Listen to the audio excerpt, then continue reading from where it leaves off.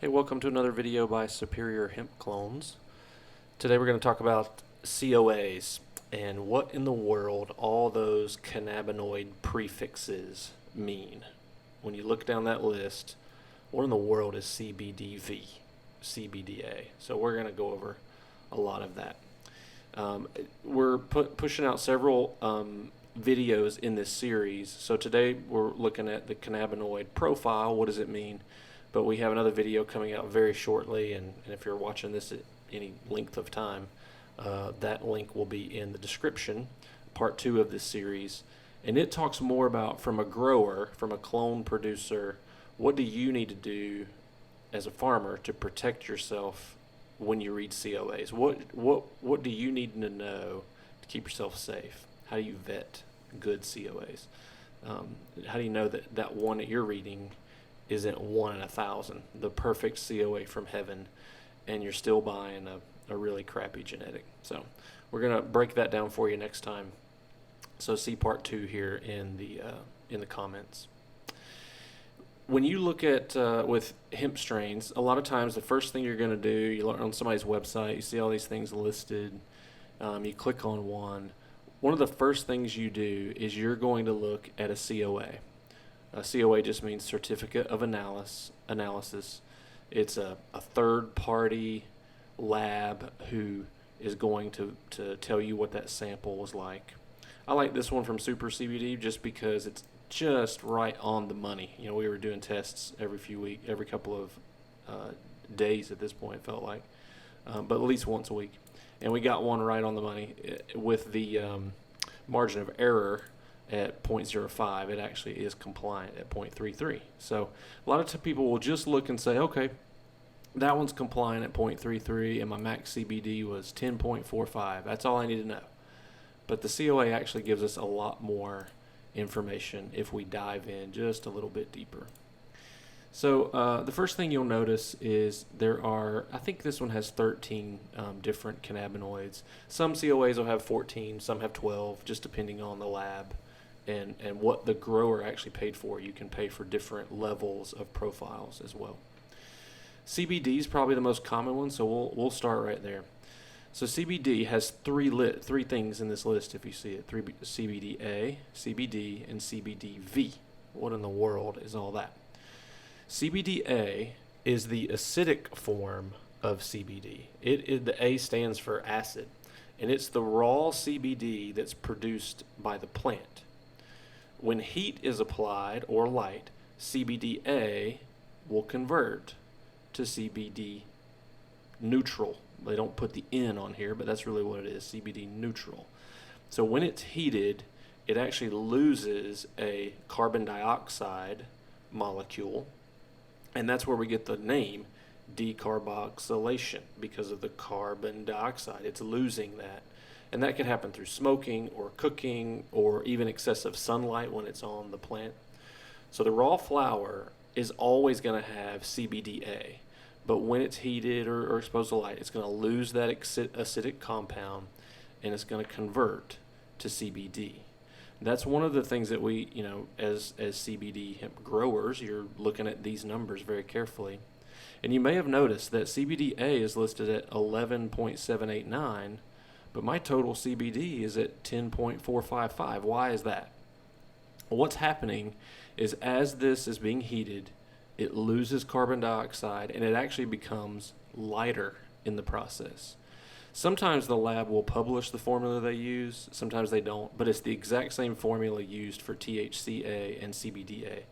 It's the CBDA times 0.877 plus CBD. Well, what is this?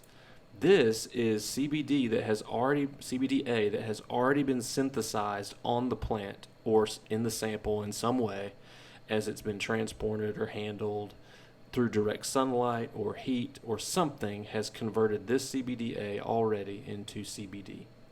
So the CBDA, we have to say that's going to be lighter at 0.877, and then we add in the CBD that's already been converted.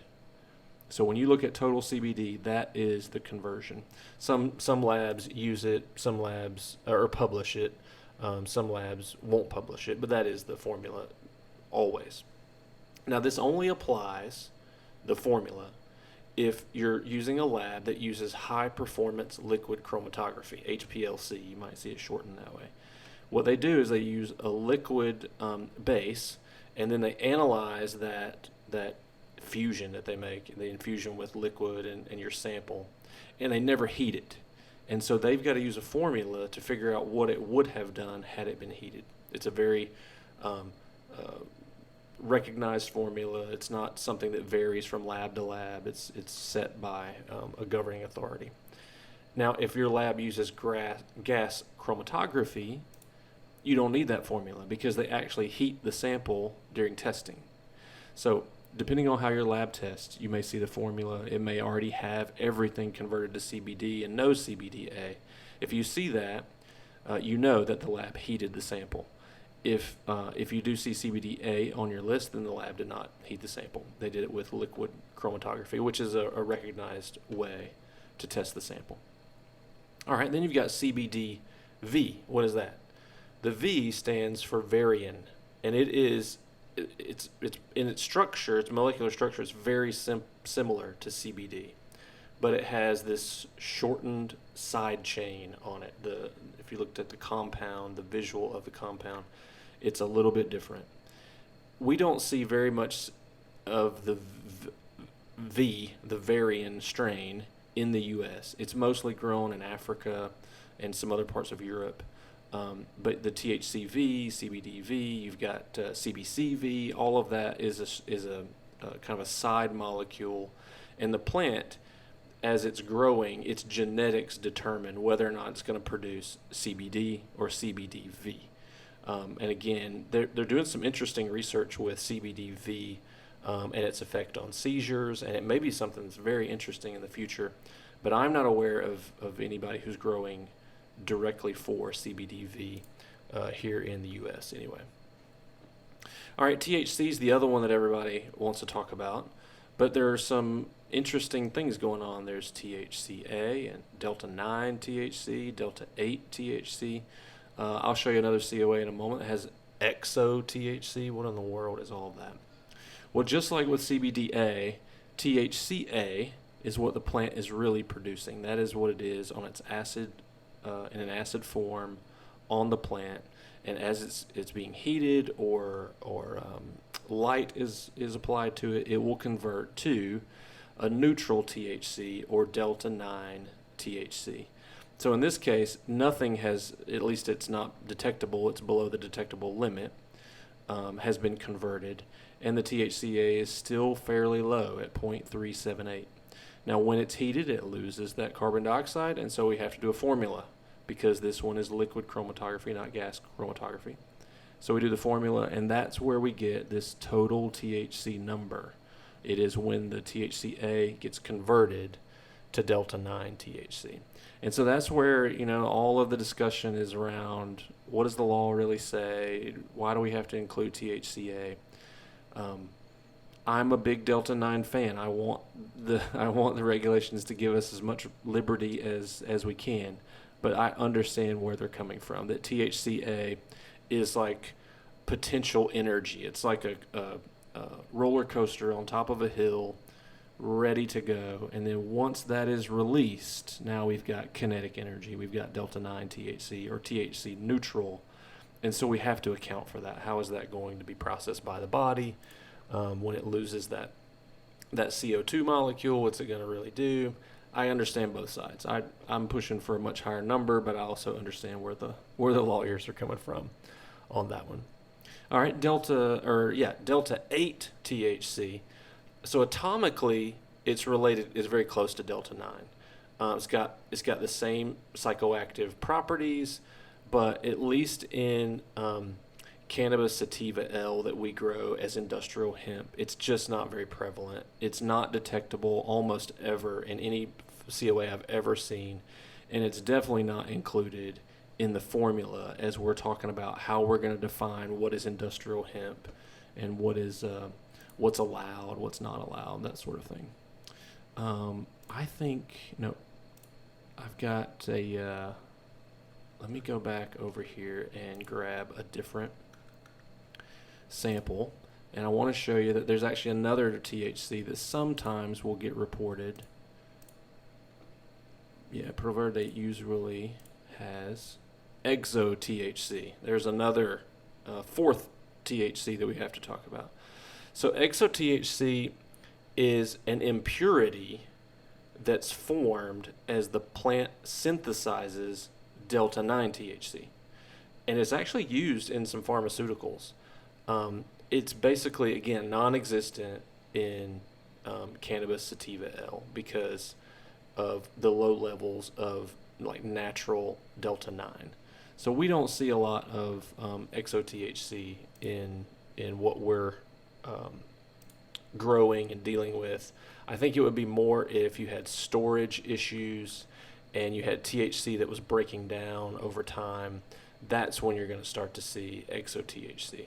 So it would be very probably interesting to someone who is kind of analyzing this from a biomass standpoint, but at least from a growing genetic kind of a standpoint, it doesn't really factor in at all. And then you've got THCV. I'm not sure if that was listed on our other COA, wherever it went. Let me get it up here. Yeah, no THC. Oh, there it is. Yeah, THCV.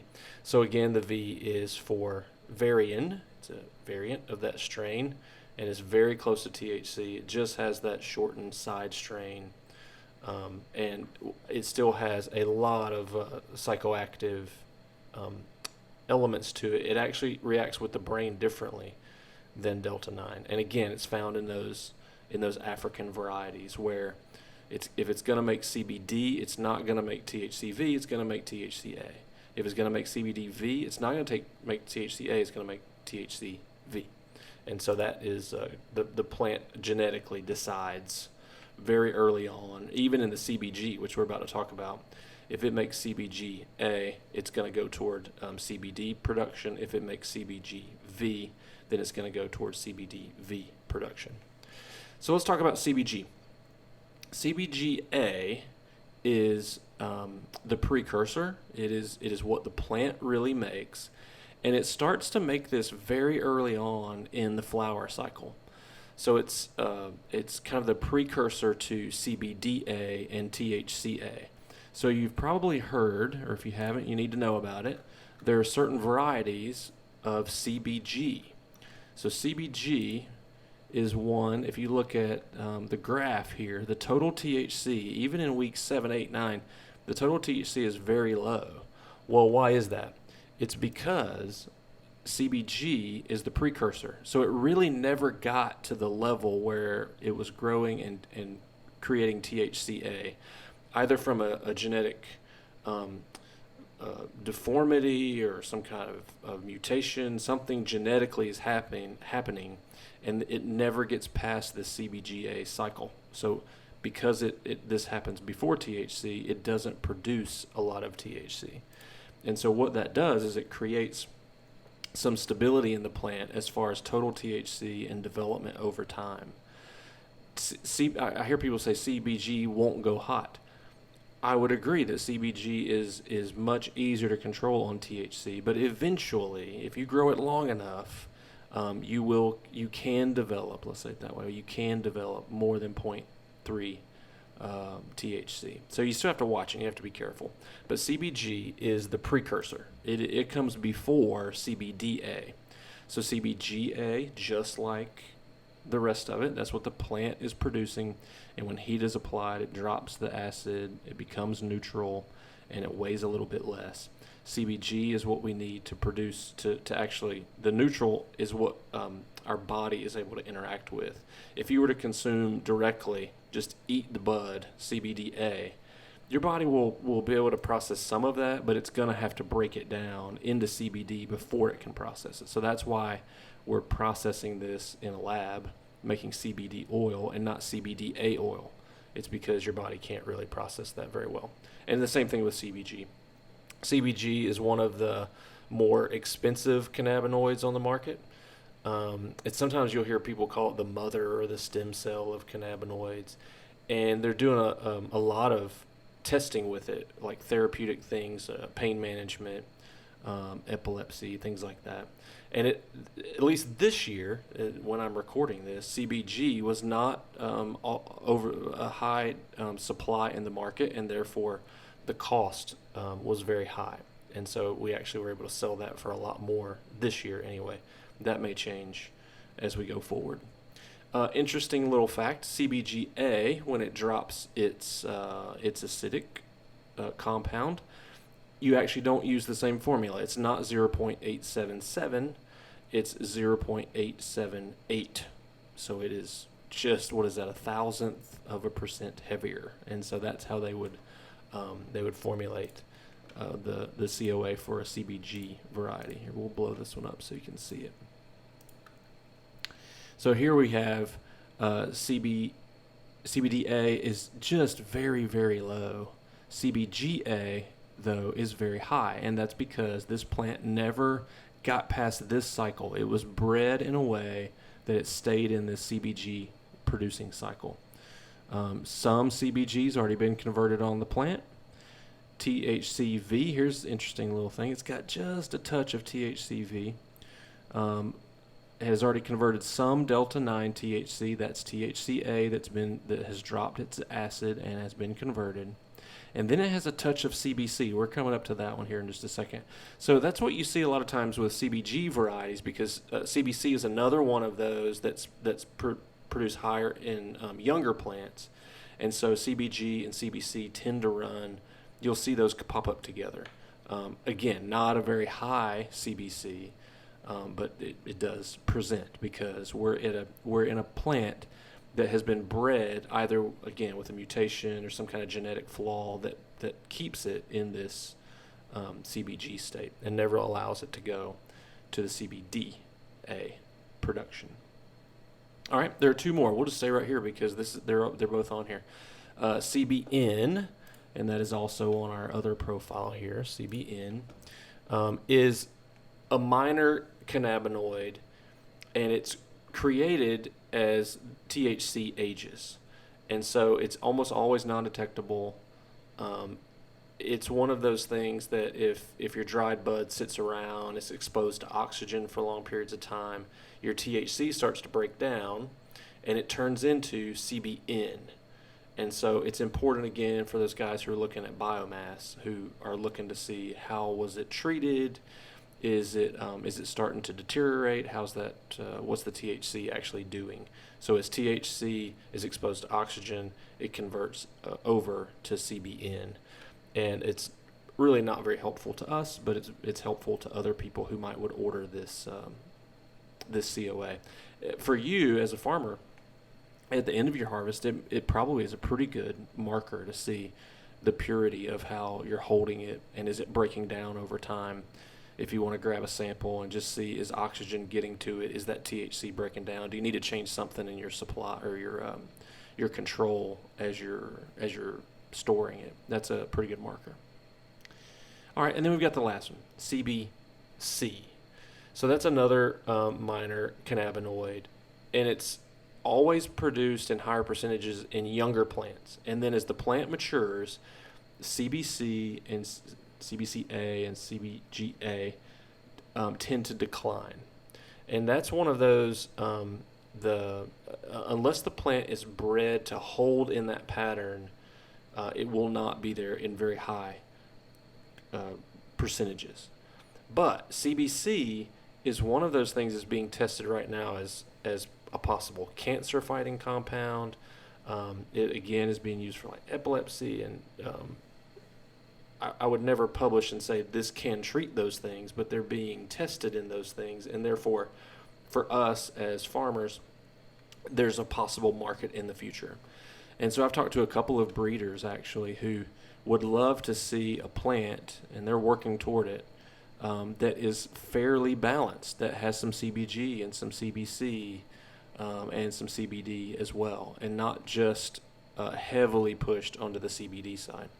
So we'll see that as breeders continue to breed and the market matures, and we see what really does work and what's effective and what pharmaceutical companies want.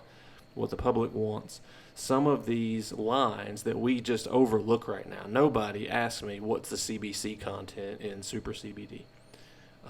But there could be a Super CBC one day if a market develops, if medical testing works. Those are some lines that may be important in the future.